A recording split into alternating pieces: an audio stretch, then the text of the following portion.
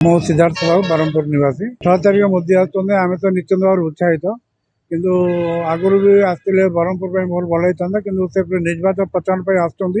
जहाँ भी किसी बरमपुर प्रति अवदान रही जोटा कि ओडिशा गवर्नमेंट तरफ आम कि पाचु बर्तमान जो पोजिशन अच्छी मोदी निहाती आसवा दरकार आमर आसंता भविष्य आम कौन कार्यप्रदा से ग्रहण करटा भविष्य जना पड़े दीर्घ दिन बर्तमान तो से आगुरी मुझे कहली गोटे कथा आगुरी आसिक बरमपुर आसिक भल होता बर्तमान से निर्वाचन प्रचार आसुँच जहाँ से आसुँच आमर निश्चित आमर गोटे उत्साहित रही सी आसवा सभा उपस्थित हम उपस्थित कार्यक्रम के सफल करवा आम चेष्टा कर जो दिन न्यूज शुणिलु आम प्रधानमंत्री आमर गंजाम गस्त करेंगे आमर बरमपुर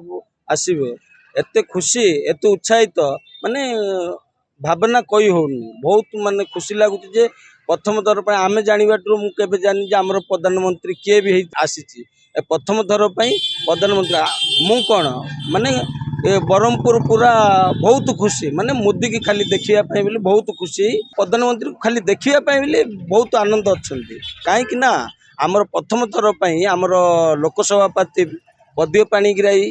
को आर श्रेय निश्चिंत मिल कर कमल जो ही आम आज गोपालपुर निर्वाचन मंडली आउ